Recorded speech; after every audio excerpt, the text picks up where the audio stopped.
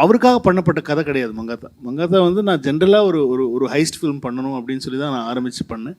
அதில் ஒரு ஒரு கேரக்டர் கொஞ்சம் மெயினாக இருக்கிற ஒரு கேரக்டர் ஒன்று இருந்துச்சு. எதேர்ச்சியாக பேசப்போ அவர் வந்து அவர் வாழ்த்து சொல்ல கூப்பிட்டார். இது க்ளவுட் நைனில் பண்ணுறியா மேடா, கங்க்ராச்சுலேஷன் சூப்பர் அப்படின்னு சொல்லிட்டு ஜென்ரலாக சொன்னார். பிரபுன்னு தான் கூப்பிடுவார். பிரபு இந்த மாதிரி ஒரு நெகட்டிவில் ஏதாவது நல்லா யோசி, எனக்கு ஏதாவது ஒரு நெகட்டிவ் கேரக்டர் பண்ணணும்னு ஆசையாக இருக்குது, ஏதாவது ஒன்று பண்ணணுன்னே நான் அப்படின்னேன். என்ன அப்படின்னாரு.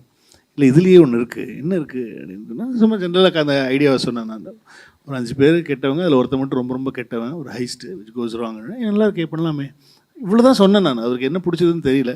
அதுக்கப்புறமா வந்து அந்த கதையை had to change the whole script according to Thala. அவருக்கு ஏன்னா அவரோட 50வது படங்கிற ஒரு டேக் வேறு அதில் சேர்ந்துருச்சு. ஸோ அந்த சமயம் வந்து கௌதம் சார்